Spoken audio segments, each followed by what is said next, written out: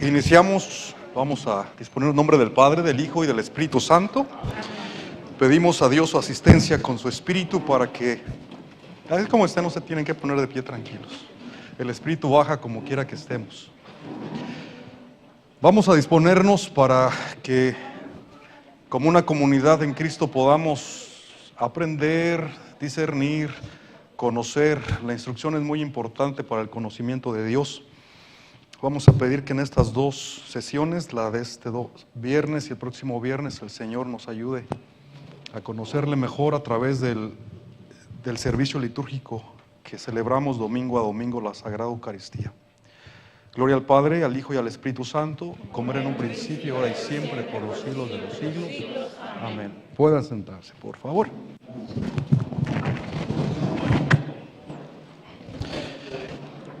Bien, vamos a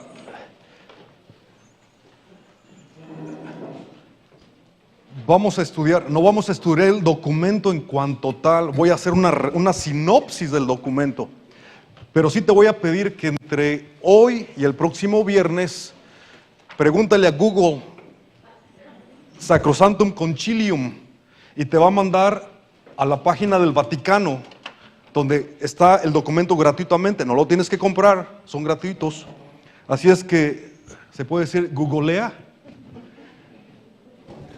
Pregúntele a Google de ese documento, Constitución Dogmática sobre la Sagrada Liturgia. Y ojalá que de este viernes al próximo viernes es un documento, no es nada extenso, no tienes que entenderlo, hay unas palabras litúrgicas que se emplean, no tienes que entenderlo, simplemente que te bañes con el que te metas al documento y que sepas de qué se trató ese documento y de qué trata ese documento. Es un documento fundamental de la Iglesia y para que podamos, así es que no lo vamos a leer ahorita, no es el propósito de esto, solamente vamos a estudiar y aprender por qué ese documento es importante, tan relevante en la vida de la Iglesia y de qué se trató. Y sobre todo, próximo viernes voy a profundizar en lo que para mi gusto es muy importante, es la gran enseñanza que este documento le dio a la Iglesia allí en los 60s, 1964, 63. Vemos ahorita un poquito de historia.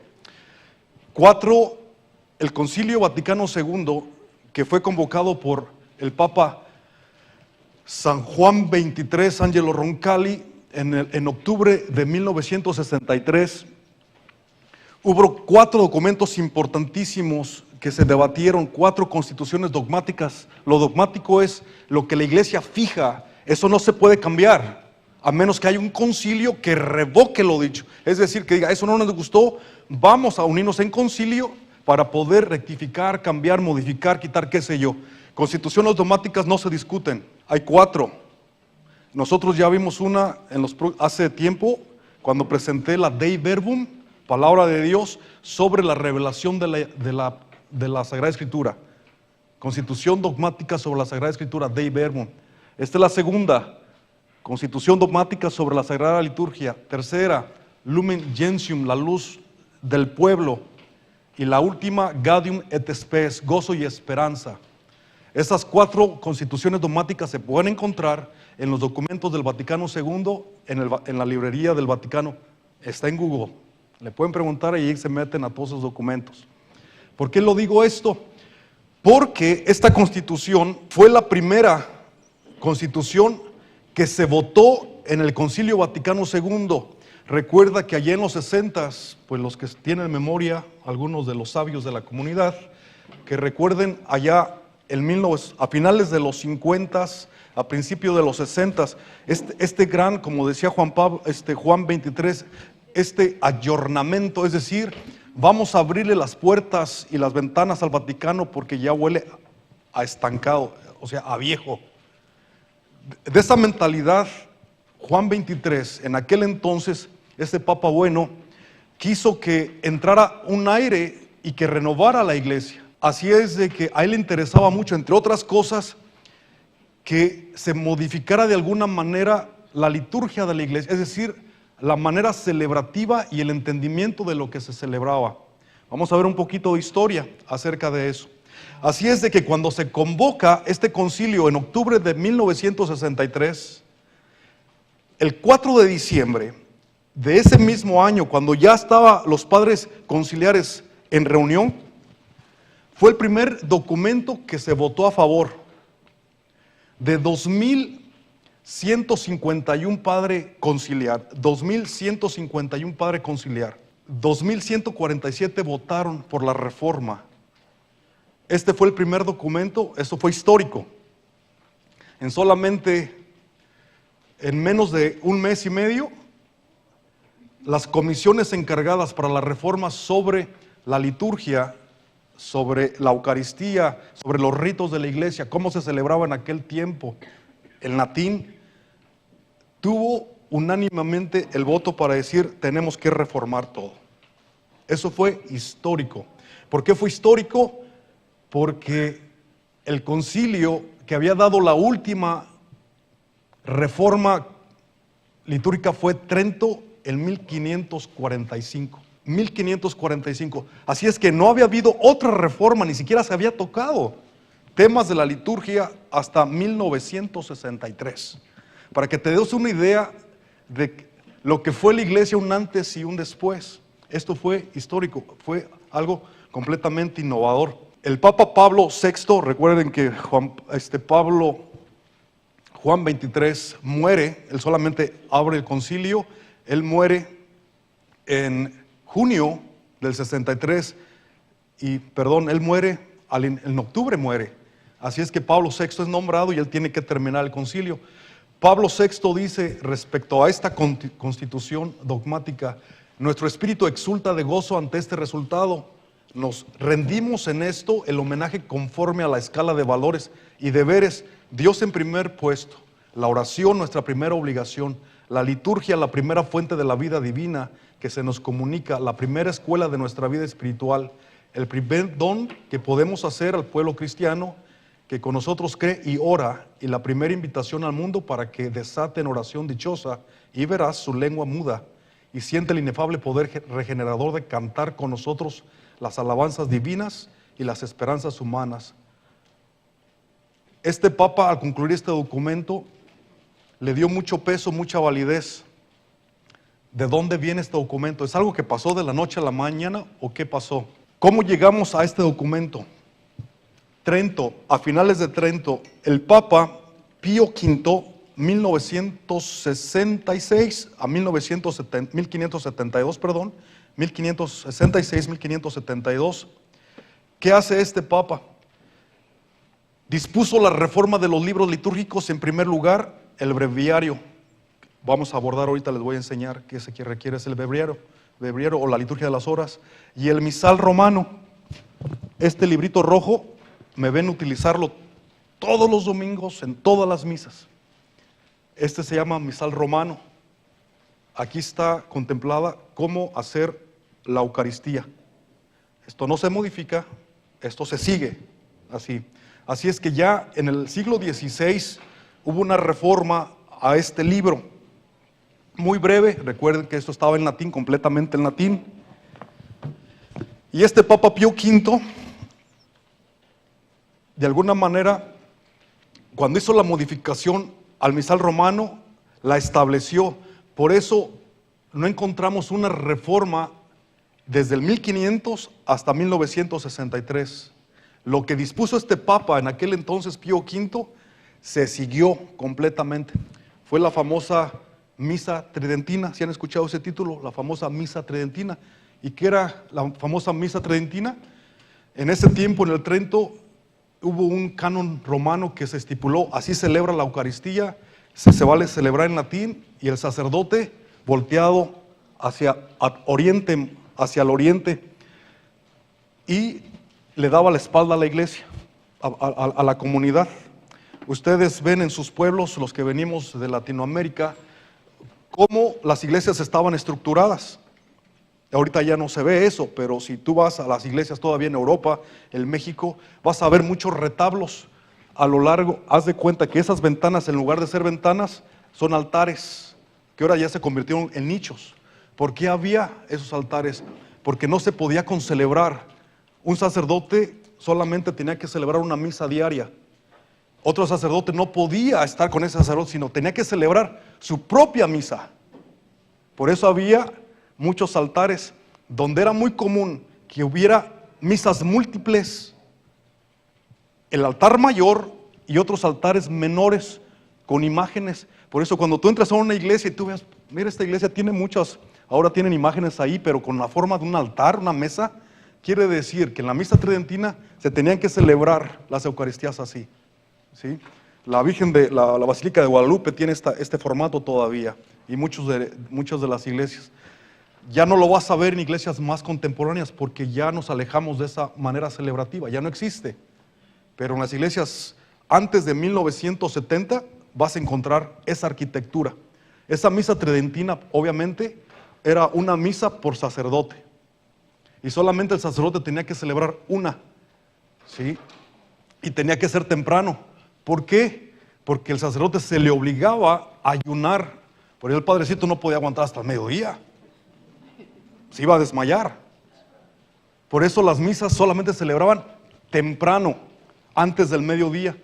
Misas de vigilia o misas de domingo en la tarde, eso no existía, porque se tenía que guardar el ayuno para la primera Eucaristía.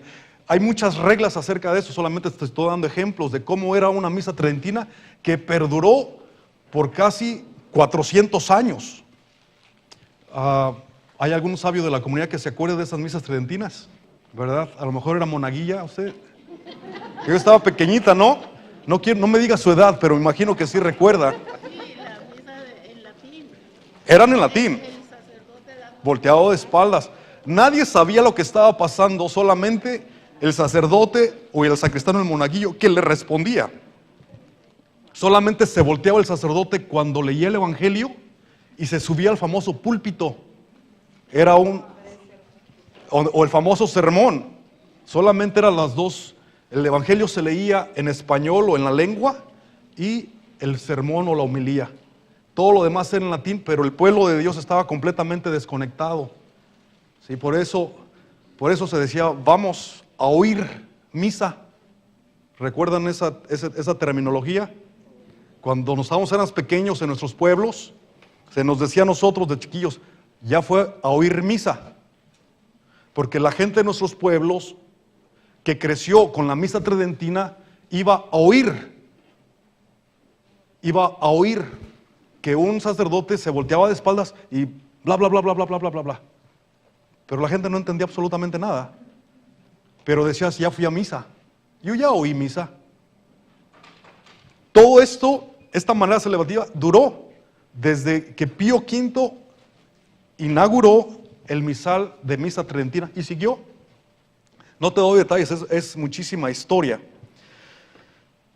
Él hizo también, puso al día, por ejemplo, ritos, libros litúrgicos, y ya empezó desde aquel momento esta reforma. Ahí no pasó nada. Nos vamos a ir hasta 1903 a 1914 con Pío X, al inicio casi de la Primera Guerra Mundial. Este papa instituyó una comisión especial encargada de esta reforma, para cuya realización pensó que serían necesarios varios años. Sin embargo, puso la primera piedra del edificio de la restauración de la celebración litúrgica del domingo y la reforma del breviario otra vez.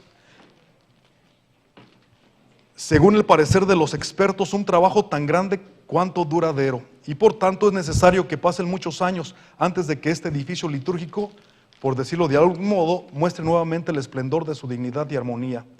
Pío X vuelve a echarle un vistazo a la Reforma de Trento. Cuando digo liturgia, piensen en la misa, por así decir. Cuando digo liturgia, piensen en la manera como vemos la misa ahorita cuando venimos. ¿Y qué es lo que vemos? El padre allá solo, los monaguillos, los diáconos, el coro, los que nos dan la entrada. Piensa la proclamación de la palabra y todas las oraciones que el padrecito se avienta y que nadie a veces entiende. ¿Sí? Piensa que eso es liturgia. Quiero que pienses, cuando dices liturgia, piensa en todo eso. ¿Sí? Liturgia es todo lo que tú ves en un domingo en una misa. Eso es liturgia. ¿Sí? Es una palabra que encapsula muchas cosas, es el hacer de la comunidad. 1939 a 1958, Pío XII. Este papa vuelve a retomar lo dicho por Pío X a principios del siglo XX, y Pío XII hizo suyo el gran proyecto de la reforma litúrgica, publicando la famosa encíclica Mater Dei, la Madre de Dios, e instituyendo una nueva comisión. Asimismo tomó decisiones sobre algunos puntos importantes, como la nueva versión del Salterio. Es decir, el Salterio es qué se va a leer en todos los domingos del año. Ese es el Salterio. ¿Qué lecturas de la Biblia se van a leer en cada domingo? Así es que él ya empezó un poquito a hacer una reforma ahí, para facilitar la comprensión de la plegaria de los salmos, la atenuación del ayuno eucarístico. Es el primer papa que pone mucho énfasis que antes de la misa hay que ayunar 1 hora. ¿Sí? Eso a veces ya se nos olvidó, pero todavía existe, todavía es regla canónica, litúrgica. ¿Sí?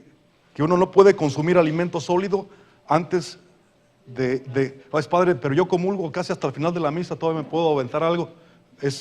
Tienes que estar en ayuno, pero si tú me vienes a la misa de los 30, te me vas a desmayar.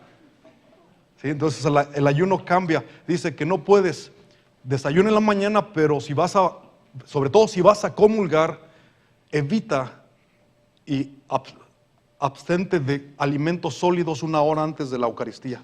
Pues venimos a veces echarnos unos taquitos antes de la misa. ¿Sí?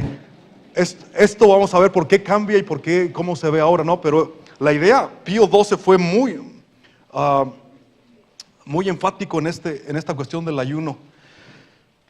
Él promulgó muchísimo que los fieles se animaran a comulgar. Hay un nivel histórico, hay una cuestión histórica desde que la gente, como no participaba plenamente de la Eucaristía, no la entendía. A veces mucha gente iba a misa pero nunca comulgaba. Eso todavía lo vemos mucho en nuestros pueblos, a diferencia de lo que ves aquí en Estados Unidos, que todo el mundo comulga. ¿Sí?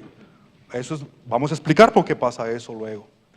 Pero en este tiempo a la gente le costaba muchísimo comulgar. Iba a misa pero se sentía completamente ajena. Por eso Pío XII, allá en los 50s, él quería que la feligresía se acercara más y comulgara más. Así es que invitó más al mundo entero, a la Iglesia Universal, a que se acercaran a comulgar. Y él introdujo de alguna manera, ya empezaba a dar permiso para que la misa fuera traducida en lenguas vernáculas, es decir, en la lengua del pueblo. Fue el primer papa, Pío XII, a finales de los 50s, donde ya vio la necesidad que el pueblo de Dios tenía que entender y escuchar, entender lo que se estaba diciendo en la Eucaristía, que el latín no era para todos. El latín solamente fue reservado para los clérigos, las religiosas y ya. Así es que al pueblo se le relegaba, ¿sí? Porque el pueblo también tenía mucho que ver con el acceso a la educación. En muchos de los países la gente no estaba y ni tenía los estándares de educación para tener acceso al estudio eclesiástico. O sea, era cuestión también de los tiempos, no todo tiene que ver con la iglesia. Hace una reforma a la vigilia pascual y a la Semana Santa. Y ya vemos el recorrido. Llegamos con Juan 23 a 1958. Y él donde ya de alguna manera toma más en serio que era necesario reformar este librito, el Misal Romano. Ese libro, este Misal Romano, es el que me dice a mí cómo celebrar la Eucaristía, qué debo de hacer, qué no debo de hacer, qué oraciones utilizar. Este es el que me dicta a mí. Ningún sacerdote católico se puede parar en una Eucaristía y decir: hoy no lo voy a hacer, hoy me siento como que voy a hacer más nice, voy a hacer más fluido, o voy a invitarme a mis propias oraciones. Nadie puede hacer eso. Te tienes que ir a una iglesia protestante a hacer eso. Este libro es importantísimo en la liturgia de la Iglesia Católica. El Misal Romano. Es el que los monaguillos me traen al inicio de la misa, donde yo leo, lo pongo en el altar. Este es el canon litúrgico, prácticamente. San Juan 23, en 1958, a él le interesa hacer esta reforma y empieza a hacer la introducción a lo que se llamó ya la prenotanda, que es la introducción a este libro. La prenotanda es prácticamente todas las leyes para saber utilizar este libro. Es interesante. O sea, antes de poder hacer las cosas tienes que estudiar todas las leyes para poder utilizar ese libro. O sea, mis hermanos, no es que cualquiera pueda decir misa, eso es lo más fácil, o sea, cualquiera puede pararse y leer eso, pero de eso no se trata. Es el conocimiento que tiene este libro y todas las leyes y todo lo que se debe de seguir, ¿sí? En los seminarios se nos forma a nosotros. Hay una clase no solamente de liturgia, que la vemos durante 4 años, pero ya al final de los estudios se nos dan los famosos practicums, es como laboratorios de liturgia. Ya nos ponen, sin ser sacerdote, nos ponen a practicar la Eucaristía, a bautizar, a casar, a hacer funerales. Antes de ser sacerdotes, es como la práctica que todo mundo profesional hace, ¿sí? Antes de estar en tu campo de trabajo, te ponen a hacer prácticas, prácticamente lo que hacen con nosotros. Pero ya después, ya estando día a día, ya uno va adquiriendo un poquito de experiencia, ya. Pero sin modificar las reglas. Entonces, Juan 23 tuvo, y ya venía, cuando él dice quiero reformar y hacer la introducción al misal romano, él ya venía de esa necesidad de tenemos que hacer algo con la liturgia, con el pueblo de Dios. Queremos que la liturgia sea entendida por el pueblo de Dios.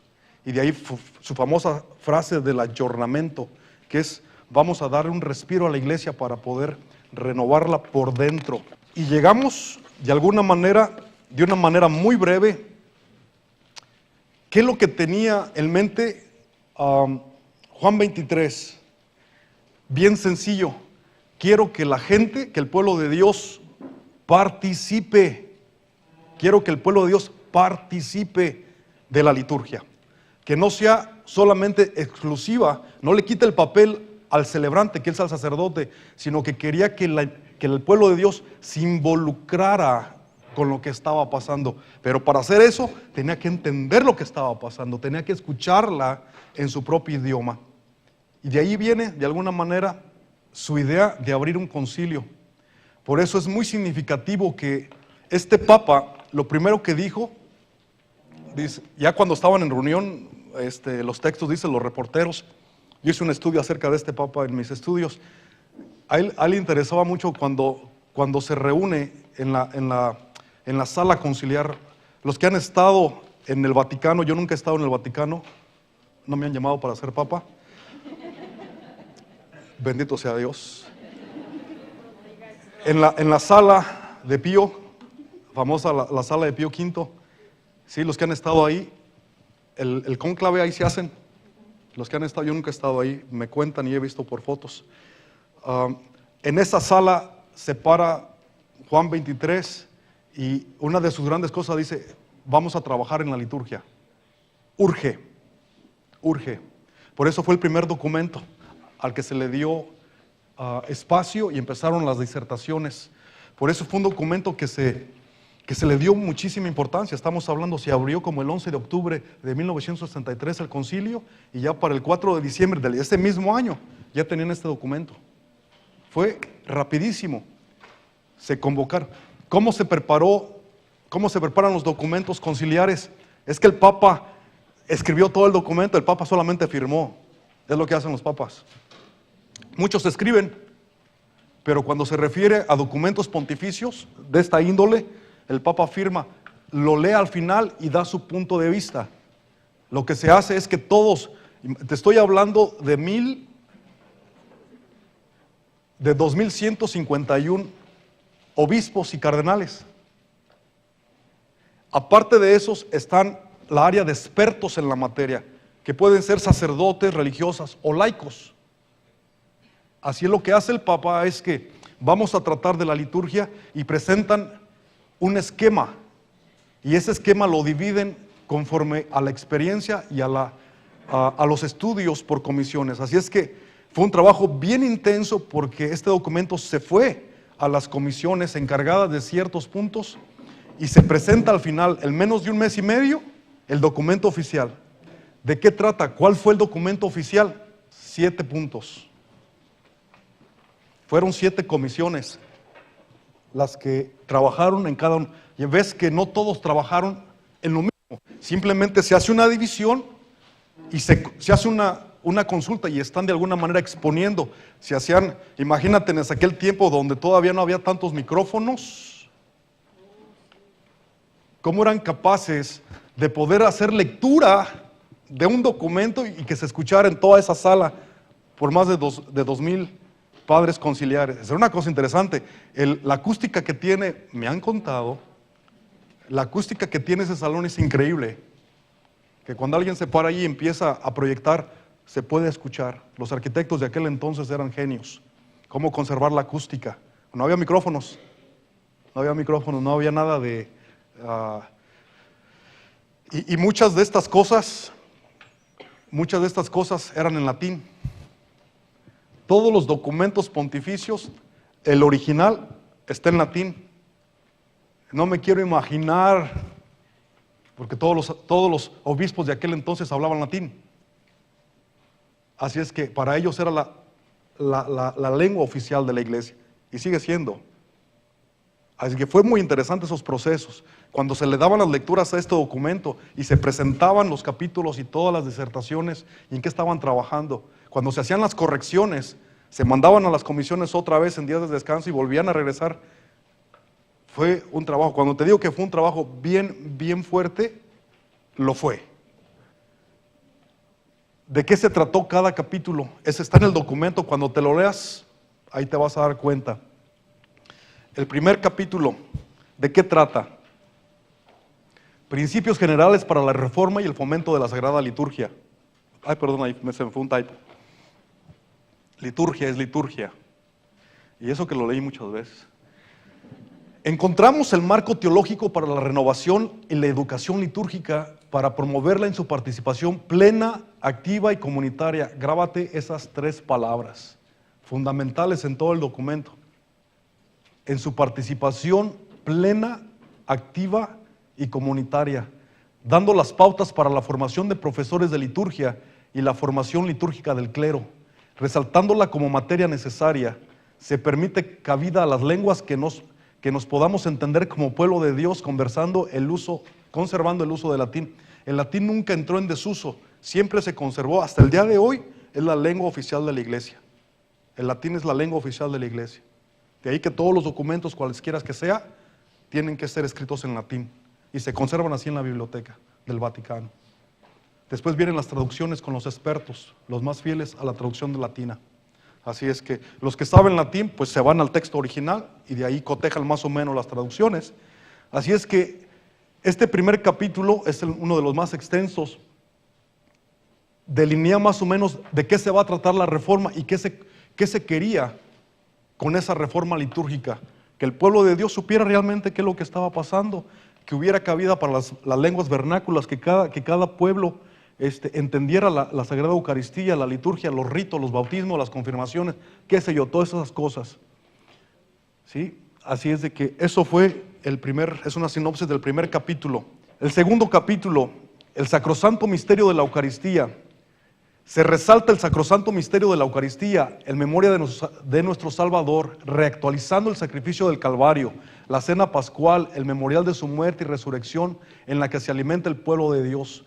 Busca la participación activa de los fieles nuevamente, para que con los ritos alcance plena eficacia pastoral. Se recomienda la homilía. La homilía es el sermonzote que me aviento ahí todos los domingos. Todas esas lecturas que a veces me paso. Se recomienda la homilía. Provee de recomendaciones para la celebración organizando los ritos litúrgicos. La homilía no era parte de la celebración litúrgica, era sugerida, dependiendo de cómo se levantaba el padre el domingo en la mañana.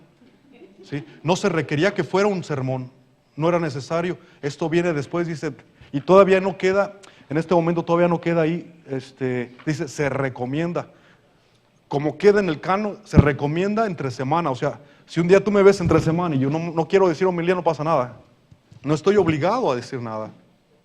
Pero el domingo sí tengo que decir algo, aunque sea mentiras, pero tengo que decir algo. Aún los domingos, el domingo no se puede.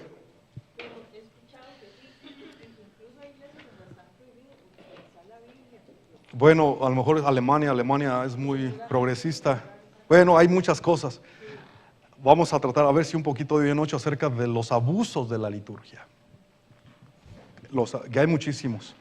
Pero al menos este segundo capítulo habla acerca de lo que es el centro de toda la constitución, prácticamente de toda la liturgia, que es el misterio pascual, la Sagrada Eucaristía. La Eucaristía no es otra cosa que la actualización del misterio pascual, pasión, muerte y resurrección de Jesucristo. La Eucaristía encapsula ese misterio. Por eso la Eucaristía es única, porque se trata de este misterio pascual. Así es de cómo se desglosa y cómo se vive y se experimenta ese misterio. Ahí ya viene cómo las estructuras de la Eucaristía, en las partes, en las 4 o 5 partes, cómo se divide la Sagrada Eucaristía. Capítulo 3, los demás sacramentos y los sacramentales. Son 7 sacramentos, la Eucaristía es uno de ellos. En este capítulo 3 se dan lineamientos para la celebración de todos los otros sacramentos ahí. Nos motiva la celebración de los sacramentos y sacramentales. ¿Qué son los sacramentales?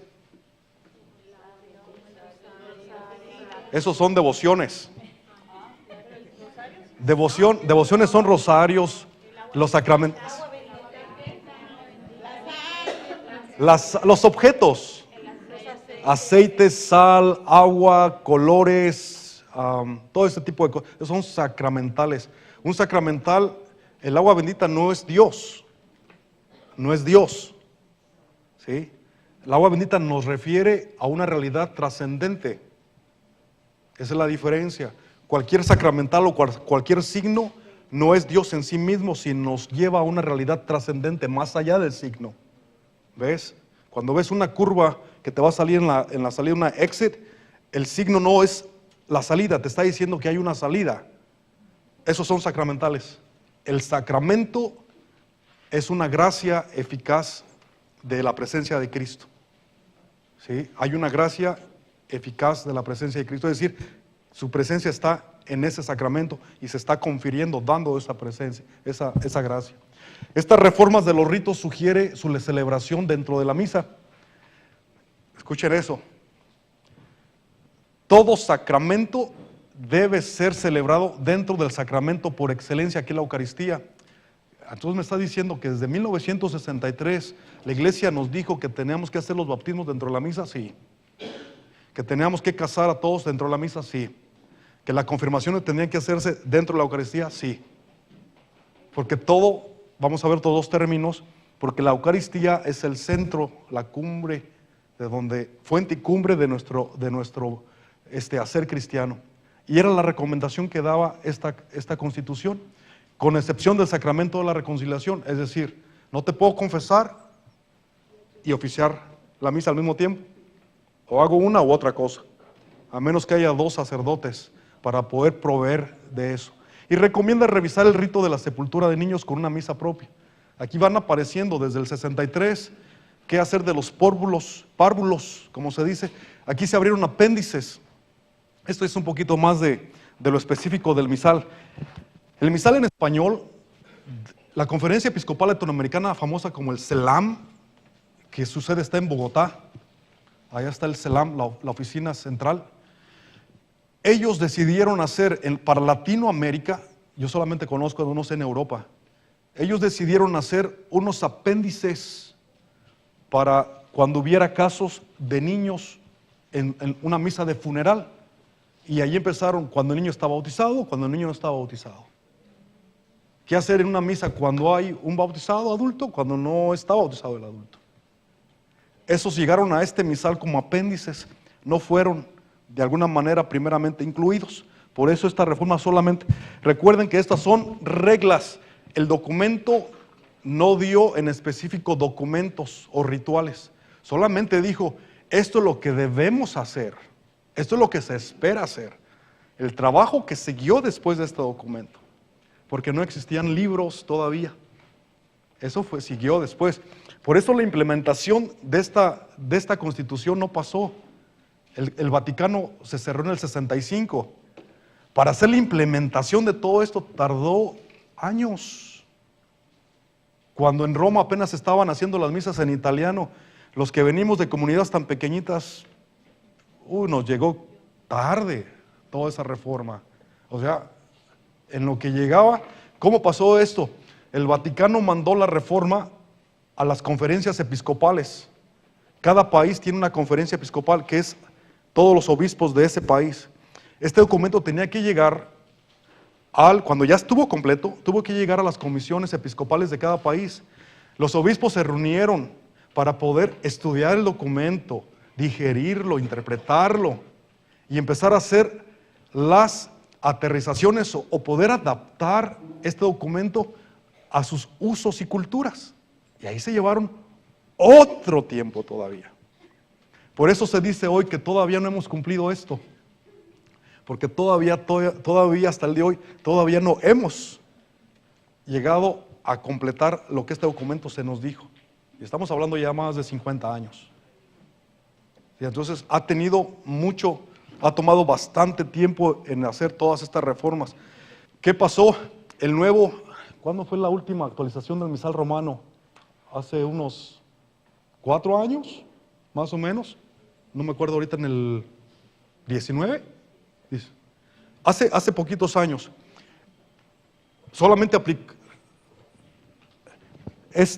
en inglés, la última reforma fue en el 2012. En español acaba de hacer una reforma hace poco, la actualización del misal romano en español. Y esa actualización quitó las plegarias eucarísticas para niños, con misa de niños, las removió. Están ahorita bajo revisión. Hasta este momento todavía no las hemos recibido. Así es que a mí me encantaban mucho cuando tenía niños en las misas también de los domingos, hacer la misa con presencia de niños. Muy bonitas que son, y esas se podían musicalizar para participar los niños. Yo crecí con eso. De pequeño, los sacerdotes de mi parroquia hacían misas para niños y utilizaban esas plegarias. Entonces a mí todavía me tocó, cuando me hice sacerdote en el 2009, utilizarlas. Las quitaron. Aunque yo todavía tengo un misal viejo, no las puedo utilizar. No las puedo utilizar. Así es de que nos conformamos con lo que nos dicta el Departamento de Liturgia del Vaticano. Así es que son modificaciones que siguen haciendo hasta el día de hoy. El oficio divino. ¿Qué es el oficio divino? Estos 4 tomos, que se le llama la liturgia de las horas. ¿Sí? 4 tomos. Estos 4 tomos, ahí está, es la lectura, prácticamente la lectura de los salmos. Esta es la oración por excelencia de la iglesia. No es el rosario, no son las coronillas de cualquier cosa, no son tus devociones.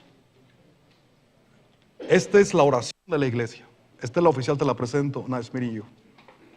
Esta es la oración oficial de la iglesia. Se llama la liturgia de las horas o el breviario. También está de gratuito en Google. ¿Sí? Son las horas ahí. Este es otro tema que en algún momento tocaremos, que es cómo rezarlo y manejarlo. Todo clérigo, diáconos y sacerdotes y religiosas que han dado, creo que ese es su voto perpetuo, las que ya se amarran, las que ya no pueden decir no, están obligadas bajo pecado mortal rezarlo. ¿Sí? Esto no es opcional para nosotros. Así es que las horas, en grandes rasgos, en la mañana, bueno, las grandes horas del día es laudes, vísperas y completas. Laudes, vísperas y completas. Y entre esas horas hay otras horas menores, nona, tercia y sexta. Y esas se meten ahí. Prácticamente lo que quiere la iglesia es que todo el día nos la pasemos en oración, no orando, en oración. Quiere decir, como decía San Benito, ora et labora. ¿Sí? Trabajando pero orando. Pero el fiel que trabaja 24 horas al día, ¿cómo tiene tiempo de hacer esto? Pues por los padres no tiene nada que hacer, por eso necesitamos orando. ¿Sí? Después, cuando esto ya existía, aquí está en latín. Esto es lo que rezaban los clérigos.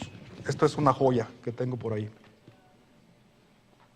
Esto se rezaba, todos los sacerdotes desde Trento, cuando se empieza a instituir el breviario, ¿sí? Desde aquel entonces eso es lo que utilizaban.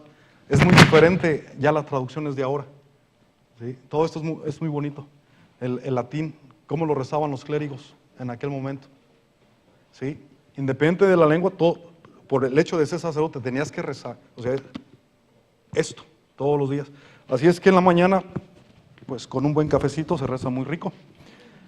El laudes en la mañana y hay que hacerlo temprano. Después las vísperas se tienen que rezar entre 5 a 6 de la tarde, por eso es la víspera de Vespers, misa vespertina. Eso se tiene que hacer más o menos a esa hora y consiste en un himno, 3 salmos, una lectura breve de la Sagrada Escritura, un responsorio breve, después preces o oraciones universales, el Padre Nuestro y la oración. Pero en la mañana puedes hacer el oficio, que es otra oración.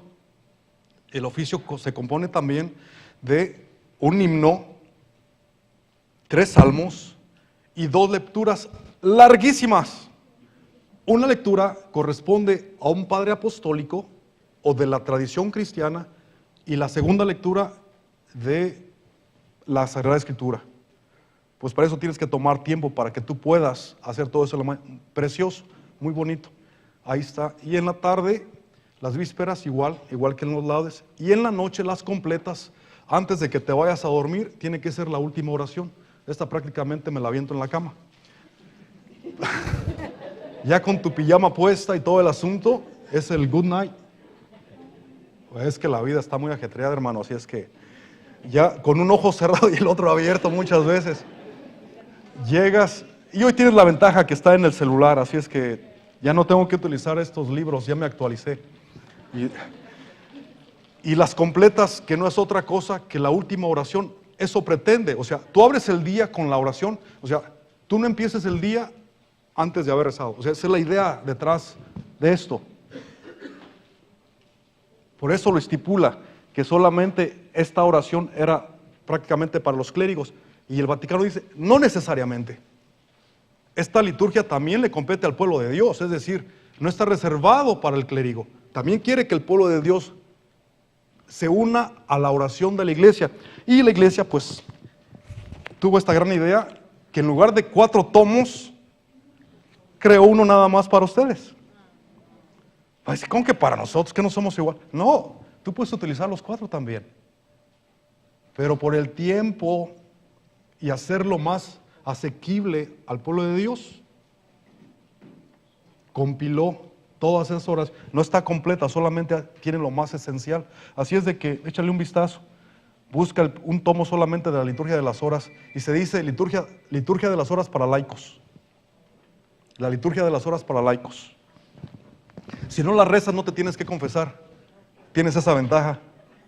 Y yo sí. Si no es que para ustedes no tiene carácter obligatorio. Dice, si no la rezas, no, para nosotros sí. Sí. Sí, Gonzalo. Oh, Google tiene todo. Ya se lo dije, Google tiene todo. Y además te la canta, te la lee. Sí. No, hay que. Sí. Es que la oración tienes que hacerla aparte, no puedes hacerla mientras que estoy haciendo algo. No funciona. Bueno, este cuarto capítulo, el oficio divino, se refiere al oficio haciendo énfasis en la liturgia de las horas como oración de la iglesia y en la que la mente concuerde con la voz, revisando cada una de sus partes para la participación de los fieles en la tradición de la iglesia. Es preciosa, es preciosa. De ahí viene, después de esta oración, ¿qué otras oraciones hay? Esta es la oración de la iglesia. Y entre todas las devociones que puede haber, habidas y por haber dentro de la iglesia, la máxima es la adoración al Santísimo Sacramento. No hay otra devoción por encima de esa. ¿Sí? Tú te puedes aventar 1,000,000 de rosarios a la semana, pero si tú te me vas solamente 1 hora al Santísimo por semana, ya la hiciste. ¿Sí? para que veas la importancia y la calidad de oración. No es que el rosario sea malo, esa es una práctica que dependiendo de tus pasiones y tus deseos en el sentido de qué es lo que te gusta más, cuáles devociones son más de acuerdo a tu vida, a tus gustos, qué sé yo. Pero esa es otra cuestión de la práctica religiosa y la piedad popular sobre todo, que ahorita va a venir. Capítulo 6 habla sobre la música sagrada. Este es un capítulo muy interesante y todavía se sigue habiendo mucha literatura acerca de esto. Rescata la dignidad de la música sagrada. La tradición musical de la Iglesia Universal constituye un tesoro de valor inestimable que sobresale entre las demás expresiones artísticas, principalmente porque el canto sagrado, unido a las palabras, constituye una parte necesaria o integral de la liturgia solemne. Se establece lo siguiente con respecto a la música sagrada. Escuchen esto: primacía de la liturgia solemne, participación activa de los fieles, es decir, que canten, formación musical de los coros, canto gregoriano y canto polifónico, edición de libros de canto gregoriano, canto religioso popular, estima de la tradición musical propia. Siempre los textos destinados al canto sagrado estarán de acuerdo a la doctrina católica. Y establece no parodias, que es una parodia en la liturgia, que le quieran poner amor eterno, música religiosa o letra religiosa. Y esto pasó mucho allá a finales de los 70s y en los 80s. Cuando dijeron, bueno, ya el Vaticano nos dio chance de poder cantar lo que queramos. Y como hay unas canciones que están ahí en boga, pegando mucho entre el pueblo, pues vamos a cambiar la letra nada más, pero adoptamos la música.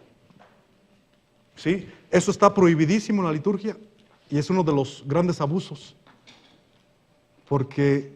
Y me ha tocado en lugares de La Mancha escuchar mis coros que empiezan cantando y yo ya estoy cantando la versión pagana, porque es tan pegajosa que me remontó a la música, a la lírica de la música pagana. Pero adoptaron, eso está prohibidísimo. ¿Sí? Así es de que si tú vas a una iglesia y empieza el coro a cantar con una melodía de una canción popular, salte. ¿Ah? Prohibidísimo. Prohibidísimo. Pues vamos a ver los abusos de la liturgia. Te estoy dando los principios, esto no me lo inventé. Esto yo no me lo inventé. Te prometo que esto no salió de mi puño y letra. Lo que te estoy diciendo es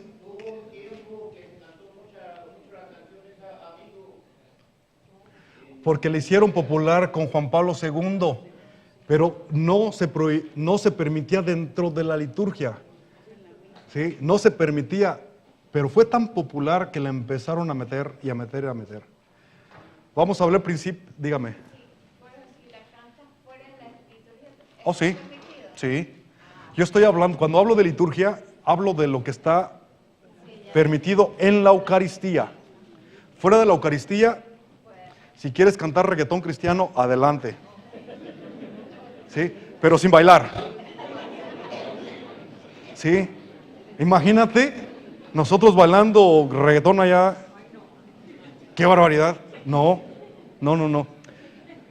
¿Qué es lo importante de aquí, mis hermanos? ¿Cuál es la música por excelencia de la iglesia? Canto gregoriano. Canto gregoriano. Con órgano, no piano.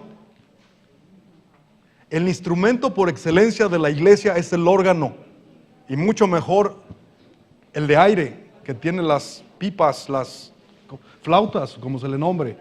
Si tú vas a iglesias en el mundo de estos tiempos, tú verás una iglesia no tan bien, pero se esmeraban en tener un buen órgano, porque le dieron mucha prioridad a la música, ¿sí? Así es de que esta constitución quedó bien fija. Eso como que no fue muy flexible en eso cuando hizo la renovación, la reforma. Porque eso es una tradición milenaria de la iglesia, el canto gregoriano. En todos los seminarios y en las casas de formación tenía que haber Schola Cantorum, la formación de los coros. Y se cantaba gregoriano, o sea, nos tenían que meter al estudio del canto gregoriano y un poquito de instrumento, pero era pura voz, pura voz, pura voz. Porque eso siempre la iglesia lo defendió. Todavía en las iglesias, en los seminarios hasta el día de hoy, se conserva. Le dan mucha prioridad a la formación del canto gregoriano. Y entra la polifonía, prácticamente decir, y dice la rúbrica después, téngase mucho cuidado en la elección de instrumentos para ejecutarse dentro de la liturgia. Téngase mucho cuidado. Pero después dice más abajo, estima la tradición musical propia. O sea, te da jerarquías. Esto es lo primero. Si usted no tiene un órgano, si no puede cantar canto gregoriano, se puede hacer esto. Y hay, de alguna manera, ciertos principios para hacerlo. Entonces hay en ese sentido, sí hay libertad. Pues no me imagino si un sacerdote está en el Amazonas. ¿Me explico? La liturgia llega conforme y se tiene que adaptar conforme al lugar y a la cultura. Eso es del arbitrio del obispo y del párroco. Yo entiendo los principios universales de la liturgia. Yo estoy obligado a respetarlos. No es porque yo quiera, mas sin embargo yo tengo un margen de flexibilidad en ciertas cosas. ¿Sí? Yo tengo un margen de flexibilidad, pero nunca atacando los principios generales de la liturgia. O sea, todo lo que tú ves aquí en la parroquia no es porque, bueno, ya llegó este padre y tiene un flavor más hispano y le va a hacer las cosas así. Tengo un margen para hacerlo, pero no estoy contra el otro sacerdote que se acaba de ir, sino que a mí la liturgia me da cierta flexibilidad para poder poner un poquito más de énfasis a ciertas cosas. O sea, cada sacerdote tiene también, como yo les decía, no sé en qué plática, recuerda que cada sacerdote está formado de acuerdo a la cultura y al seminario donde fue formado. ¿Sí? Yo tuve el privilegio de estar formado en casas de formación, tanto en México como en Estados Unidos. Entonces, conozco las dos vertientes, pero aún dentro de la iglesia hay dos escuelas, hay escuelas de formación, que si te vas por la escuela francesa, si te vas más por la escuela italiana y todo ese tipo de cosas. O sea, este documento suscitó un montón de cosas. Los que jamás quisieron el cambio, por ejemplo, el gran obispo Lafebvre, el francés, que se resistió a la Constitución, dijo no, no, no, no, y fue excomulgado. ¿Sí? Y hasta el día de hoy las iglesias lefebrerianas están por todo el mundo, y que no son otra cosa que siguieron con la misa tridentina. No se acataron a la reforma y se fueron de la iglesia. ¿Sí? Entonces es un ejemplo la iglesia lefebreriana. Pregúntale a Google, ahí está toda la historia. Y bien, esto es en cuestión de la música. Hay mucho que decir acerca de esto. O sea, tú vas a ver en la formación, cuando tú leas el capítulo, cómo el Vaticano insistió mucho en la formación. ¿Por qué insistía mucho en la formación? Porque no dependía, recuerda que en aquellos tiempos el sabelotodo era el sacerdote. Es el que había ido al seminario, es el que conocía toda la cuestión. Muchos sacerdotes de aquel momento eran formados en la música sagrada. Se les daba formación vocal, musical. Muchos sacerdotes tocaban, tenían la habilidad musical. Porque era la exigencia. Porque tú eres el que ibas a cantar las misas. Porque no había coros. Así es que tú lo hacías de todo. ¿Sí? Entonces me ha tocado la experiencia. Y cuando no hay nada, pues te toca hacerla de todo. ¿Ah? Cada domingo, esto no es karaoke, vamos al tema.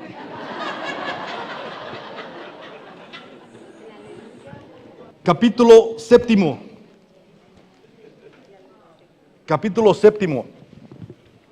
El arte y los objetos sagrados. La iglesia reconoce la dignidad del arte sagrado, siempre que contribuyan y estén dedicadas a Dios y sirvan a su alabanza y a su gloria. dando un libre ejercicio de estilo artístico que promuevan y fortalezcan un arte auténticamente sacro, que busquen más una noble belleza que la mera suntuosidad. Se refiere a mantener la exposición de imágenes sagradas para la veneración de los fieles, diciendo que sean pocas el número. Yo pienso en parroquias así, ahí se pasaron. Y mantengan un orden entre ellas. Este capítulo último igual dio muchísima luz porque cada pueblo tiene su manera de expresión. ¿Sí? Cada pueblo tiene su manera de expresión. O sea, no te está diciendo que todo está mal. Está diciendo que tú disciernas lo que le ayuda al pueblo para su veneración y la alabanza y el acto litúrgico. Este documento está haciendo una concientización. Piensa en tu pueblo, ¿de dónde vienes? ¿Qué veías cuando ibas a misa? ¿Qué estaba ahí en el templo? ¿Cuántas imágenes no había? ¿Sí? O sea, venimos de esa tradición tan rica porque de nuestros antepasados así eran. ¿Sí? Entonces había muchísima. Cuando llega sobre todo, es una crítica constructiva, no estoy criticando nada, una crítica constructiva. Cuando llega la reforma aquí a Estados Unidos hubo mucho debate. Cuando llega este documento aquí a Estados Unidos a finales de los 60s, y es muy interesante conocer el fenómeno litúrgico aquí en Estados Unidos, porque la Iglesia Católica competía con muchas otras iglesias nacientes, sobre todo evangélicas. Y usted si me va a una iglesia evangélica, ¿qué ve? ¿Ves? Entonces no es porque la Iglesia Católica no quería de alguna manera poner imágenes. La Iglesia Católica estadounidense no viene de los puritanos anglosajones. Ellos venían ya de un defecto de forma con Enrique VII. Es decir, que no trajeron esas costumbres al nuevo continente. Por eso de ahí nace prácticamente esta línea protestante sin veneración a imágenes. No es su culpa, es como nos llegó acá. ¿De dónde viene el sabor de imágenes y la veneración y el culto a las imágenes? Pues del sur, de los misioneros, los que vinieron a toda Junípero Serra, que se fue a las misiones allá a Nuevo México y a la California. ¿Y quién se vino por acá a la Luisiana, Texas, Luisiana y Florida? ¿Hasta cuándo Florida prácticamente era territorio español? O sea, todo eso, esa cuestión histórica tiene mucho que ver con la liturgia y cómo se celebraba en este país. Cuando llega la reforma aquí a Estados Unidos y los obispos a la Conferencia Episcopal Americana y empiezan a discernir, tienen que tener en cuenta todo ese panorama y cómo vamos a implementar prácticamente. Por eso, cuando tú llegas, sobre todo aquí a Atlanta, que era el cinturón protestante, Alabama, Mississippi, tú vas a encontrar iglesias bien austeras, católicas, sin tanta ornamentación, sin tantas imágenes, una por aquí y otra por allá. Porque prácticamente no tenían esa cultura de alguna manera. ¿Estaba mal? No. Es una herencia que se recibe. ¿Sí? Así es que, bueno, no. Padre, ¿por qué al padre Eric no le gustaban las imágenes allá arriba y usted llegó y puso a José y María allá arriba? No tiene nada que ver con los gustos de nadie. Es simplemente, es una manera de cómo la liturgia me permite presentar y adornar lo que se llama el presbiterio o el santuario, ¿sí? Con el uso muy prudente de imágenes. ¿Sí? Entonces hay que ser muy conscientes también. Padre, es que tenemos que traer que a la chinita, que tenemos que tener a Nuestra Señora de la Altagracia y a San Charbel para los listones, y tenemos que traer a San Benito, a Nuestra Señora de los Nudos, a Nuestra Señora de la Aparecida, si hay alguien, un brasileño por aquí, qué sé yo, Nuestra Señora de los Milagros o al Cristo de los Milagros de Perú. ¿Por qué no traemos todo eso acá? O sea, cada uno de ustedes tiene su devoción muy establecida, ¿no? Y eso no te hace mal. O sea, venimos de una tradición y compartimos un lugar en común. O sea, hay tantas devociones entre nosotros. ¿Y cuál va a ser la mera? Ojo con eso. ¿Sí? Entonces, María tiene muchos vestidos. María tiene muchos vestidos. El que te gusta está bien. ¿Sí? Pero la persona es la misma. Entonces es María con sus advocaciones. María y sus advocaciones, igual de los santos.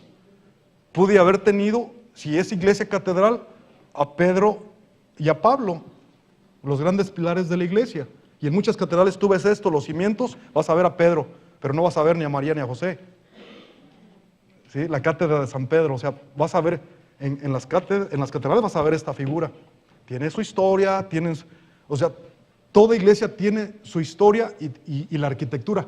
¿Qué quiso el arquitecto transmitir? O sea, yo le tengo que preguntar al creador de quien hizo este plano cuando diseñaron esta iglesia. ¿Por qué la fuente bautismal quedó allá y no acá? ¿Por qué la sede presidencial puso en este lado y no en el centro? Porque esto llega y me mueve todo. ¿Por qué la capilla del Santísimo está atrás? ¿Y por qué el tabernáculo, el sagrario, se pone enfrente? Porque yo crecí viendo el sagrario ahí enfrente y por tanto tiene que estar ahí enfrente. Cada movimiento, cada cambio dentro de una iglesia, tenemos que remitirnos a la ley litúrgica. Estudiar y decir, ¿qué es lo que yo puedo hacer? ¿Qué es lo que no puedo hacer? Y la ley litúrgica permite muchas cosas, pero si no se la transmito a ustedes, la recepción va a ser negativa. Si yo no comunico el por qué se hace así ahora, se va a recibir mal y la van a interpretar como estoy en contra de mi compañero que acaba de irse. Cuidado con eso. Tenemos la obligación de transmitir el porqué y el criterio que motivó a hacer cierto cambio, y todo tiene explicación, ¿eh? Todo tiene explicación. Es el conocimiento mismo de esta liturgia, de este documento. Me van a decir, padre, es que no dice todo esto ahí, no te lo va a decir todos los detallitos que debe haber. No, después de que pasó esa reforma, yo no sé cuántos libros se han escrito, pero los libros que se han escrito con base a este documento, Dios mío, este libro son como 4, 5, 6 veces más grande que el mismo documento, porque este documento Sacrosanto Concilio, lo primero que hizo, dice, antes de que tú transformes la mentalidad del pueblo de Dios, regresa a tu país y empieza a transformar a tu clero. Empieza a trabajar con la clerecía, con los sacerdotes, con los diáconos en las casas de formación. Llega a los seminarios. El trabajo que se hizo después de este documento fue grandísimo, porque ahora llegaba a las comisiones. Haz de cuenta, me llegó un documento de 3 páginas y llega a Estados Unidos, llega a México, a Colombia, Venezuela, qué sé yo, Perú, Brasil, qué sé yo, con sus propias realidades, y dice, ¿cómo vamos a aplicar esto? Y se hace un estudio de campo. ¿Cómo vamos a aplicarlo? Y empiezan las comisiones, en todos los países una comisión litúrgica. A ver, ustedes se forman, hagan el estudio y traigan el documento. Así es de que salen libros, y más libros, y más libros, y más libros, y más libros. O sea, son 2 tomos, estos son los que yo llevé en mis estudios de liturgia, en un semestre. Amén. Tengo que leer, no sé qué pasó aquí. ¿Sí? Pero eso fue solamente, se le llama introducción a la liturgia. O sea, yo salí como dicen, como un médico general, ¿no? Necesito hacer especializaciones. Sí, yo soy un sacerdote general. Yo no tengo especializaciones en concreto en liturgia, ni en dogmática, ni en todo ese tipo de cosas. O sea, tienes que seguir estudiando como cualquier carrera. ¿Sí? Entonces, esto es introducción a la liturgia. Después vienen estos 2 libros. Estos están en todos los idiomas. Yo los tengo porque estos me rigen. Esto es la ley canónica. ¿Sí? Esto aquí me dice cómo hacer las cosas. Esto me rige, por ejemplo, aquí están cómo debo caminar, dónde debo de hacer la genuflexión, si es profunda solamente es un cabeceo, si es una postración. Todo el lenguaje corporal está escrito aquí y que se refiere a la celebración de la Eucaristía. Los monaguillos, qué velas tienen que utilizar, cuántas velas tiene que haber en el altar. No es porque a mí me da gusto tener 2 o 3, 4 velas, todo eso tiene un sentido, ¿cierto, Ana? ¿Sí? El uso de corporales, ¿por qué se tiene que hacer así y no de otra manera? Hasta la manera de doblar los purificadores y corporales. ¿En serio? Sí, señora. Todo está, como decía el Chapulín Colorado, fríamente calculado. No es invención mía. En serio, no es invención mía. Esa es la belleza. El documento no me dio a mí muchas cosas. Fue el discernimiento de la iglesia. Cuando llega ese documento a las comisiones, a las conferencias episcopales de cada país, y empiezan los estudiosos a digerir el documento y empiezan a producir. Y salen, esto viene del Vaticano, esto no viene de un país, esto viene de la Comisión Litúrgica del Vaticano, el Dicasterio para la Liturgia. Allá hay una misa que se llama la misa pontifical, haz de cuenta como que es la misa de las misas, la manera como se debe celebrar. En un rato de insomnio, entra una misa celebrada por el Papa en el Vaticano. Pero no quiero que vayas y a ver qué dice el Papa. No, olvídate de eso. Entra y ve el ritual, ¿sí? Procesiones, cantos, gestos, cómo él se maneja, cómo su liturgo, se me olvidó la palabra, su maestro de ceremonias, que es el liturgo papal, él va a traer siempre, creo es lo va a hacer cardenal ahora, no sé, es un sacerdote, no sé quién sea ahora en este momento, vestido de un alba color púrpura, una cota blanca, es un liturgo, es un doctor en liturgia, y lo va a traer pegadito al Papa. Y él le dice, eminencia, camine para acá, eminencia, camine para allá, eminencia, abra sus manos, eminencia, rece esta oración, eminencia, es el que le está dirigiendo todos los pasos y todos los movimientos, toda la logística de la liturgia. Y hay varios, el que se encarga del Papa, el que se encarga de los obispos, el que se encarga de los concelebrantes, el que se encarga de los diáconos, el que se encarga de todo el equipo litúrgico, de los lectores, ministros extraordinarios. Hay gente responsable y tienen sus equipos. No los vas a distinguir, pero si tú te metes a la misa, es la misa pontifical, tú vas a ver cómo se debería celebrar cada Eucaristía. ¿Sí? Estos libros nos hacen hacer eso. Y está también Sí. como nosotros los laicos debemos comportarnos. Sí, todo esto. O sea, esto después del 65 empezó la producción de estos documentos. O sea, manuales para enseñar liturgia en los seminarios, después manuales para enseñar liturgia a los equipos litúrgicos de las parroquias, a los coros, a un montón de gente. Empezó la formación y la concientización, porque es lo que pretendía este documento, que todo fiel cristiano conociera de lo que hacía en la Eucaristía, que la gente estaba completamente ausente de todo eso. No solamente eso, viene otros documentos, directorio sobre la piedad popular y el año litúrgico, en inglés y en español. No solamente era lo que era cuestión litúrgica, ahora, ¿y qué vamos a hacer con las tradiciones y devociones de los pueblos? ¿Qué es lo que está permitido? ¿Qué es lo que no está permitido? Vamos a empezar a depurar, a discernir dentro de las tradiciones, porque no todas las tradiciones son muy cristianitas que digamos. Estos documentos fueron escritos, estos manuales salieron precisamente para ayudar a la comunidad, sobre todo a los párrocos, a los sacerdotes, a empezar a discernir y dar de alguna manera directrices, lineamientos, cómo lidiar con la piedad popular. Más documentos. Después de esto, ahora hubo un capítulo acerca de los sacramentos. Hubo comisiones que se encargaron,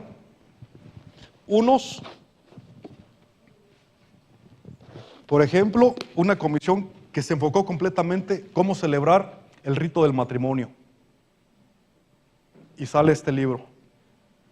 ¿Sí? Este es el ritual del matrimonio. Este ritual me habla y me dice cómo yo celebrar el sacramento del matrimonio en diferentes circunstancias. ¿Sí? Para que tenga validez, lecturas, el rito y todo ese tipo de cosas. Aquí está. Te enseñan esto. ¿Cómo celebrar el bautismo de niños? Y otra comisión que se encargó de esto. Esto no existía. Todo esto. Había ciertos lineamientos, pero no existían como tal antes del 63. Esto empieza, esto es muy nuevo, estamos hablando de 50 años. Y luego viene después una reforma, porque todavía había adultos que querían ser católicos y empiezan, iniciación cristiana de adultos, el famoso RICA. Hay un rito para los adultos que quieran serse católicos o que les falta un sacramento, otra comisión que estudie completamente esto. Esto llevó años en redactarse y todo ese tipo de cosas, y hay que estudiarlo. Hasta el día de hoy siempre hay cursos de actualización porque siguen cambiando cosas. La comunidad está cambiando, las necesidades son diferentes. ¿Sí? Empieza, no tanto en nuestros países, pero sobre todo aquí en Estados Unidos, los famosos matrimonios mixtos. Yo se los decía en una misa, ¿no? Pues el católico ya se quiere meter con un no católico, con un cristiano. ¿Y ahora cómo van a convivir? En términos de fe, ¿qué va a pasar? ¿Cómo se debe celebrar el sacramento en estas circunstancias? Y aunado a eso, todavía había procedimientos canónicos. Esa es otra historia. La ley de la iglesia, ¿cómo va a interferir en todo eso? Un bautizado con un no bautizado. Todo eso se tenía y todo tiene que ver con la liturgia. ¿Cómo se va a celebrar eso? Y empezaban así muchas cosas. ¿Cómo celebrar la confesión? Ritual de la penitencia. Cuando es individual, cuando es en comunidad. En comunidad con absolución privada. ¿Sí? En casos de emergencia, una absolución general para toda la comunidad. Esto te estipula todo eso, te dice todo eso. O sea, te lo tienes que no aprender, pero de alguna manera manejarlo para que tú sepas, sobre todo los ministros ordinarios, que sepan cómo utilizar esto. El rito de la confirmación. Esto se acaba de hacer una modificación hace poco aquí en Estados Unidos. Y el rito del matrimonio, esta es la nueva actualización aquí para Estados Unidos. Es la Conferencia Episcopal Americana y acaba de sacar la nueva edición sobre el matrimonio. Entonces hay que volver a estudiar, hay que ver qué nuevas rúbricas tiene y adaptarnos a la nueva modificación y empezar a implementarla. Si esto no para, esto sigue ahí. Y así están. Ya te presenté un montón de libros y el documento son alrededor de unas 20 páginas. Y se sigue produciendo liturgia. Para que veas el impacto que tuvo este documento en la vida práctica de la iglesia, en el hacer de la iglesia. Nos cambió todo para bien. ¿Sí? Los que no tuvimos la suerte de poder apreciar la misa tridentina, vivirla, solamente conocemos lo que tenemos o con lo que crecimos. Pero aún así, todavía no se ha llegado a la comprensión total de lo que quiso hacer este documento. Esa es la segunda parte que vamos a ver sobre esta famosa participación activa y plena de la comunidad. Y vamos a adentrarnos un poquito qué pasaba ahí y cómo deberíamos nosotros, de alguna manera, asistir plena, consciente y activa en una celebración litúrgica que se llama misa. ¿Cómo deberíamos estar ahí? Así es que le voy a seguir porque no me va a alcanzar el tiempo el día de hoy.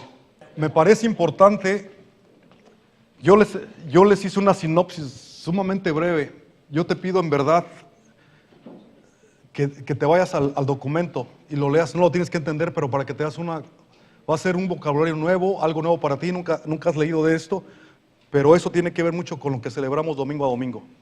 Ese documento tiene que ver acerca de eso. Te di una sinopsis en general y ¿qué está de fondo de este documento? Ya te lo dije históricamente hablando, ¿qué le preocupaba a los santos padres el poder hacer este documento? En 1988, San Juan Pablo II, él celebró los 25 años de este documento.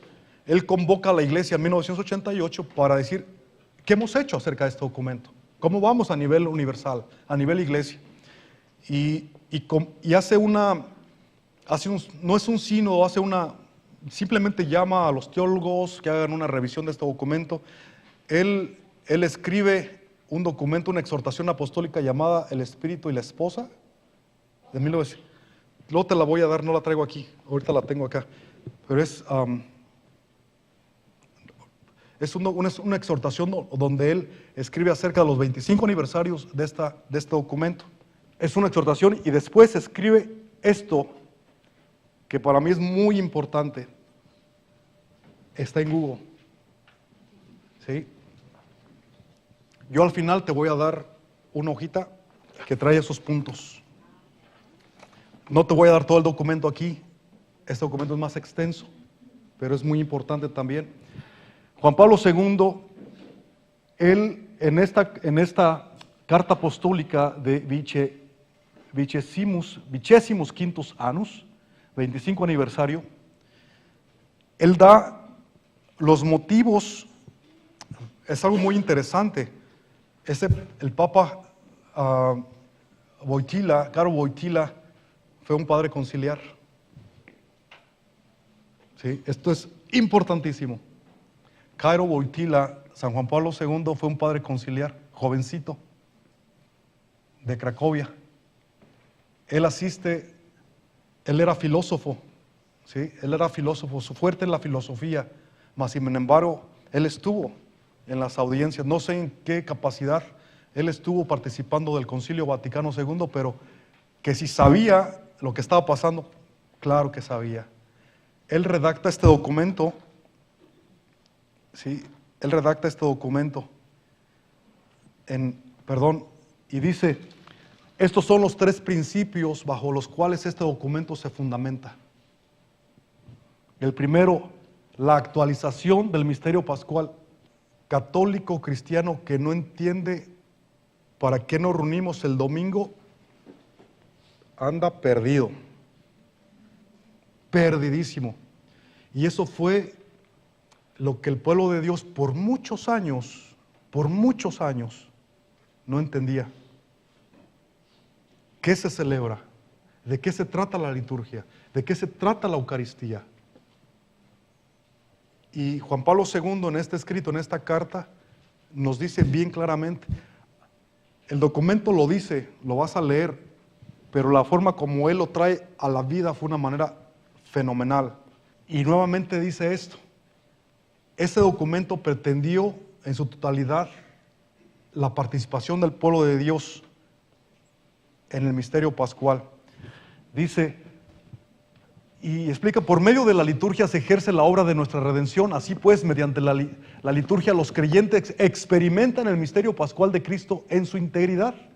Por tanto, la Constitución indica los efectos de la liturgia, la cual edifica día a día a aquellos que están dentro para ser el templo santo del Señor, morada de Dios en el Espíritu, hasta la medida de la plenitud de la edad de Cristo. A ver, vamos a leer eso. Por tanto, la Constitución indica los efectos de la liturgia. ¿Cuáles son los efectos de la liturgia? De la celebración del misterio pascual de Cristo en una misa, la cual edifica día a día a aquellos que están dentro para ser templo santo en el Señor, morada de Dios en el Espíritu, hasta la medida de la plenitud de la edad de Cristo. Es decir, que nuestra tarea en este mundo, y lo que nos recuerda el misterio pascual, es el trabajo o la santificación personal. ¿Hasta cuándo? Pues hasta que venga Cristo. Pero estoy seguro que tú y yo vamos a morir antes de que Él venga. Pero por tanto, nuestra prioridad, dice el Papa, es que nosotros día a día nos transformemos y nos edifiquemos en ese templo de Dios, que es un templo santo. Por eso la Eucaristía vivida desde ese sentido nos mueve y nos reta a la propia santificación. Dice, para la Sacrosanto Concilium, el objetivo esencial de la Iglesia es hacer que los creyentes participen del misterio pascual, misterio que se manifiesta y actualiza de modo pleno cuando la Iglesia se reúne para la asamblea litúrgica, especialmente en el Día del Señor para la celebración eucarística. La iglesia debe garantizar a todo cristiano una vida litúrgica auténtica, pues para la calidad de su vida de fe es necesaria una profunda sintonía entre lo que la liturgia transmite y lo que él vive, según la fórmula litúrgica tomada de la Constitución. Conserven en su vida lo que recibieron en la fe. El rito y la práctica cristiana, la unión que tienen esas dos cosas, por eso insiste mucho en la participación activa. No estamos ahí como espectadores nada más a ver qué pasa ahí, sino tiene que haber una conciencia plena del misterio para que a la vez salgamos nosotros a practicar. Por eso los diáconos al final de la misa que dicen, vayan a vivir lo que aquí hemos celebrado. Y te quedas tú, ¿y qué pasó aquí? ¿Qué quiso decir el cura? No entendí nada. ¿Por qué nos manda a decir que vayamos y vamos lo que aquí hemos celebrado? O sea, vamos a llegar allá para unir cabos. ¿Por qué se dicen esas cosas? La Madre Iglesia desea ardientemente que se lleve a todos los fieles a la participación plena, consciente y activa en las celebraciones litúrgicas. La voluntad de una plena e actuosa participación de los fieles en la liturgia constituye uno de los temas principales del documento. Insistiendo en la calidad de la participación en la celebración litúrgica, la Constitución reafirma con fuerza que en la liturgia de la Nueva Alianza todo cristiano es plenamente leiturgos. Está activo pues en la obra de la Iglesia, puesto que la ofrenda de su vida en comunión con el sacrificio de Cristo, realizado una vez para siempre, es el culto espiritual agradable a Dios. Por eso el cristiano que celebra su fe debe otorgar la primacía a la interiorización, es decir, a la apropiación personal de lo que escucha y realiza en la liturgia. Solo una auténtica interiorización garantiza una exteriorización capaz de expresar lo que se vive en profundidad. Yo ahí tengo mucho trabajo. Tenemos muchísimo trabajo en esa frasecita. ¿Cómo hacer que lo vivido se exprese? ¿Cómo hacer que lo vivido en el acto litúrgico se exprese en la vida diaria del que ha asistido a la liturgia? No es una liturgia que hacemos, es un rito que venimos a hacer. Por eso te dice el documento y el Papa dice, es que tú eres un liturgo, tú eres una extensión de lo vivido.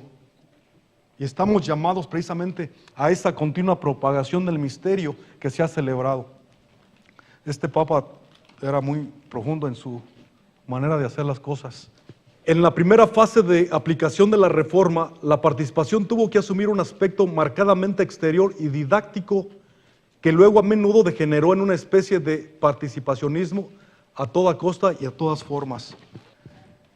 Se ha afirmado la necesidad de expresar los sentimientos, de manifestar las emociones, con el deseo de conferir a la liturgia un clima por lo general de fiesta y alegría, pero la liturgia cristiana no es la simple suma de emociones de un grupo, ni mucho menos el receptáculo de sentimientos personales y colectivos. Al contrario, la liturgia es tiempo y espacio para interiorizar las palabras que en ella se escuchan y los sonidos que se oyen, para hacer propios los gestos que se realizan, para asimilar los textos que se recitan y cantan, para dejarse penetrar por las imágenes que se contemplan y por los perfumes que se huelen. ¿Qué nos está diciendo ahí? Y ya nos está mandando para que tú y yo entendamos qué quiere decir el documento cuando dice, quiero que ustedes participen. ¿A qué se refiere? ¿A que tengamos que hacer cosas? ¿A qué se está refiriendo todo eso? Dice, en la primera fase de aplicación de reforma, la participación tuvo que asumir un aspecto marcadamente exterior y didáctico, es decir, les entrego un libro, vayan y estúdienlo y traten de más o menos de corregir, empiecen a hacer las misas en lenguas vernáculas y háganle a ver qué pueden hacer con eso. Mitad latín y mitad español, mitad latín y mitad inglés, o a ver cómo eran los fenómenos que se estaban pasando. Pero ¿qué pasaba? A menudo degeneró en una especie de participacionismo a toda costa y en todas formas. ¿Qué quiere decir con esto? La manera como el pueblo de Dios entendió, ahora participen del misterio. Ok, ¿qué tengo que hacer aquí? Ponme a hacer algo, pues ya estoy aquí en misa. Ponme a hacer algo. ¿Cómo te puedo ayudar? Pues claro que se requerían coros, ¿cierto? Claro que se querían proclamadores de la palabra, claro que se requerían sacristanes, monaguillos, qué sé yo. Y esa participación se entendió como, hagan algo mientras que están en la misa. Hagan algo. Esa no es la participación que quiere el documento.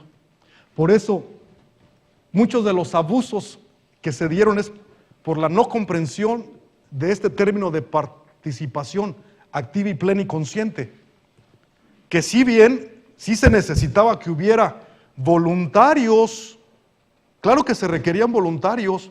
El cura no puede ni cargar la Virgen ni tronar cohetes a la vez. O sea, no podía. O sea, yo he visto tantas aberraciones. Yo he estado en comunidades, me ha tocado oír, ¿sí? Y tocar la campana con una mano y estar haciendo otras cosas.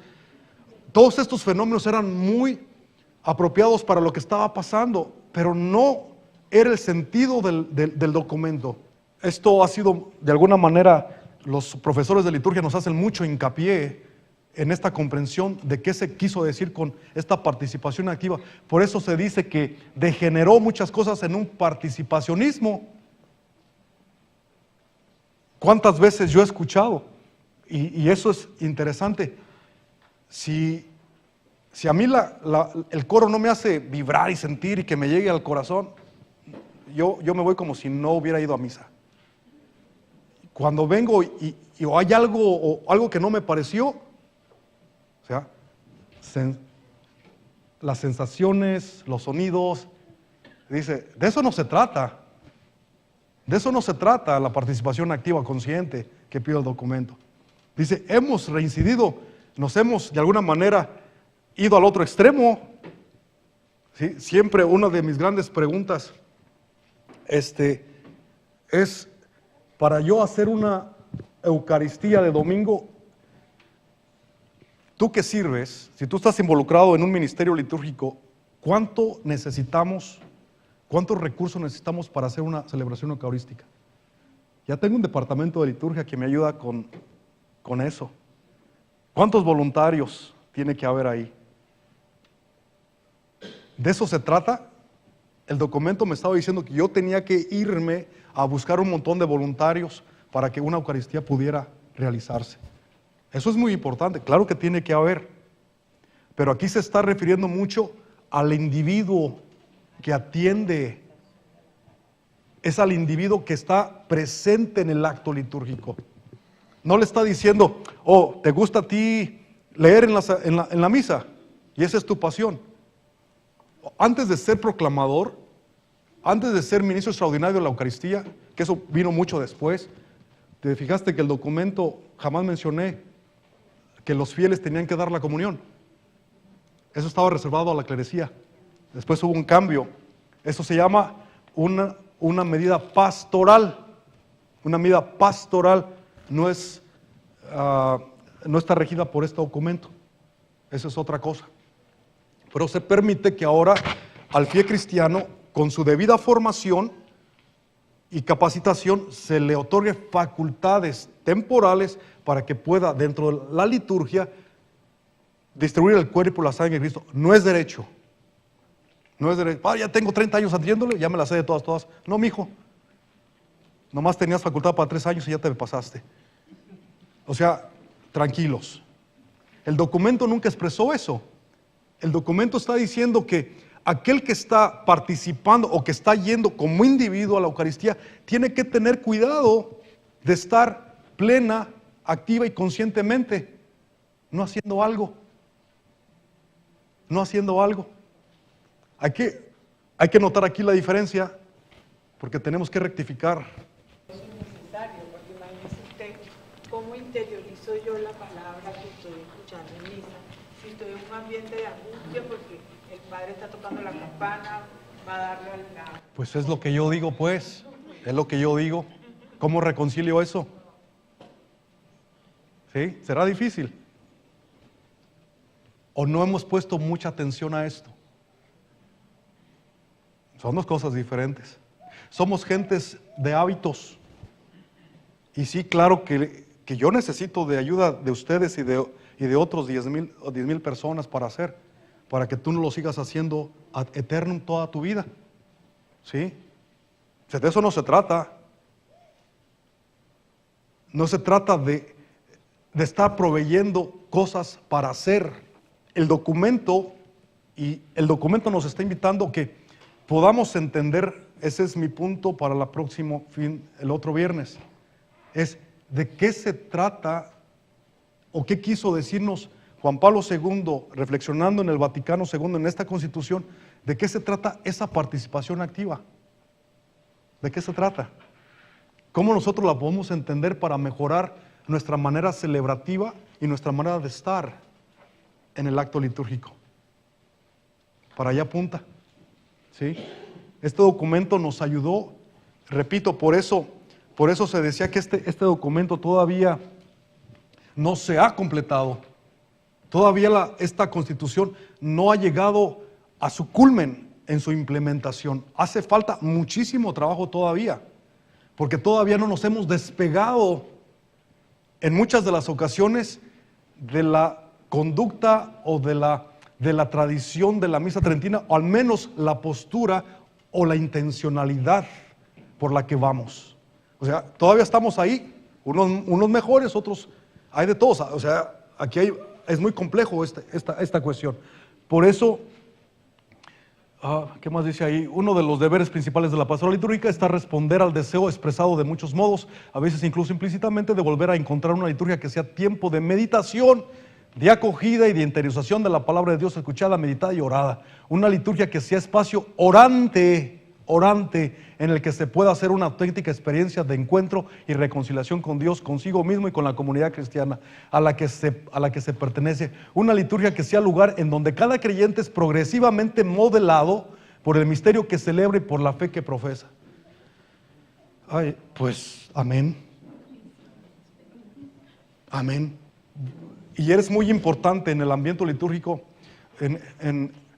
Aquí en la parroquia de Príncipe de Paz, yo como párroco, yo soy el encargado de dar la pauta. Yo soy el liturgo.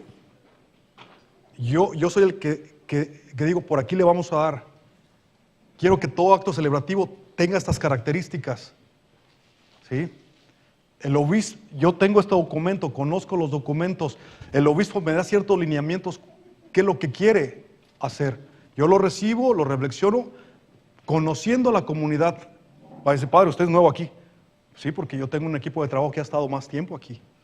Entonces, yo consulto, yo investigo, yo observo y después proponemos y decimos, esta es una muy buena medida para poder hacer estas u otras cosas. Pero mis documentos de base es precisamente el poder actualizar esto. Así es que este tallercito de alguna manera es para otorgar conocimiento de causa, para que el individuo es el que atiende, el individuo es el que atiende a la celebración litúrgica. No es el músico, no es el cantor, no es el que está atrás en el AV con las computadoras, no es el que me le da la bienvenida a la gente que viene, no es el sacristán, no es el servidor del altar. Antes de eso es el individuo. Al individuo le compete adaptarse a esto. ¿Sí? Si esto no lo entendemos, si no lo asimilamos, si no lo adaptamos, nos vamos a acostumbrar a lo que hacemos, y lo que hacemos va a ser el punto de atracción por lo cual estamos aquí. Eso es un gran riesgo y pasa. ¿Sí? ¿Has escuchado, por ejemplo, cosas que he escuchado, no ustedes, de otras iglesias, que yo he conocido? Me resulta, o sea, siempre me lleva a esto, o sea, es la vida real. A mí me encanta tanto abrir la puerta y recibir a la gente que todos los domingos. A mí me encanta ese ministerio. Por eso estoy aquí. Y cuando tú escuchas eso dices, ay, qué bonito. O sea, gracias, o sea, qué buena gente. O sea, valoro mucho tu disponibilidad. Escúchalo bien. O sea, si yo no pudiera hacer este ministerio en la misa, yo no vendría. O sea, porque esto a mí me da vida. Y eso te lo aplico a cualquier cosa. Si yo no hiciera lo que estoy haciendo y el servicio que estoy prestando, estarías ahí. Y el documento nos regresa nuevamente. Dice, quiero que participe ahora el pueblo de Dios, pero esta es la manera como quiero que participe. Y nosotros, te lo voy a decir, todos los documentos hablan de este fenómeno, del participacionismo. Y lo vamos a ver el próximo viernes. ¿En qué se degeneró la reforma litúrgica? Porque nos fuimos, o sea, no sabíamos todo, estaba en experimento, y la iglesia en este hacer, tratar de la reforma, se cometieron tantos abusos, pero es que no había de alguna manera quien podía, como estaba pasando todo a la misma vez, era muy normal que se cometieran estas cosas. Aquí, ¿quién iba a observar lo que estaba pasando allá en el Rincón de la Mancha? ¿Quién sabía de eso? ¿Cómo el catequista que estaba destinado a la formación litúrgica de su comunidad iba a conocer de todo esto? Se le delegó, vaya y ayúdeme a las misiones, por ejemplo, allá en el África. O sea, llegó este documento y la formación incipiente, tan débil, y el catequista, pues de buena voluntad, pues empezó a ser creativo, a hacer y a deshacer. Pues yo creo que es esto, ¿no? Pues vamos a hacerlo. Eso se convirtió en norma, y la norma dirigió todo el hacer litúrgico de la comunidad. Y cuando llegaban otras administraciones, oye, ¿qué está pasando aquí? ¿Por qué haces esto? Pues no sé, Chonita así me dijo. Y así pues yo lo voy a hacer porque ella es la catequista de 50 años aquí. Por tanto yo lo voy a seguir haciendo. Ok, es norma. Este documento no llegó de la misma manera a todos los rincones de la tierra.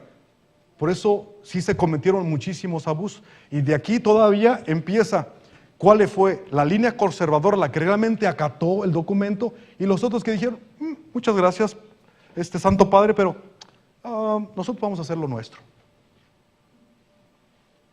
Nosotros vamos a hacer como que no escuchamos lo que pasó en ese Vaticano. Nosotros vamos a tener nuestra propia manera de hacer las cosas. Creo que nosotros tenemos una mejor opinión acerca de esto. Y ahí empiezan con los movimientos liberales litúrgicos. Pasen todo. Y la liturgia no fue exenta de estos peligros. Los movimientos progresistas dentro de la liturgia. Y está la pelea entre los liberales y los conservadores. Y ahí nos estamos peleando a cada rato en cuestión de liturgia. Esto no fue fácil, la reforma no fue nada fácil. Aún estamos padeciendo las consecuencias de eso. Entonces, hay mucha historia que decir. Es fascinante el movimiento de reforma y cómo pasó en la iglesia. ¿Sí? Y no te damos cuenta a veces de lo que vemos el domingo, cómo llegamos ahí. Llegamos domingo a domingo, solamente vemos, rápido, 45 minutos, una hora y media, porque predicó de más. Pero no sabemos la trayectoria, cómo llegamos ahí, por qué llegamos ahí, y qué es realmente lo que está pasando. Entonces, esta información yo creo que es muy importante, poco a poco, para apreciar, para conocer, y ojalá que al final, espero, al menos suscitar la curiosidad del próximo viernes, y cada uno poder tener la mejor postura y entender a qué se refería este documento. ¿Vale? He dicho.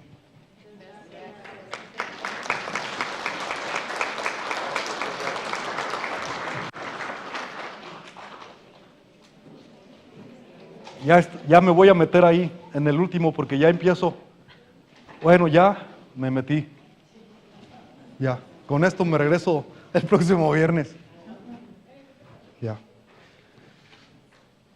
En el nombre del Padre, del Hijo, del Espíritu Santo. Amén. Te damos gracias, Señor, por este momento de compartir, más bien de escucha, y oramos para que las palabras que hemos escuchado, que nos dé la gracia de poder entenderlas poco a poco, de poder asimilarlas y que sobre todo nos ayude a un mejor ser, una mejor participación dentro del servicio de la liturgia en nuestras Eucaristías. Te lo pedimos por Jesucristo nuestro Señor. El Señor esté con ustedes. La bendición de Dios Todopoderoso, Padre, Hijo y Espíritu Santo, descienda sobre ustedes y les acompañe para siempre. Bonita noche, cuídense.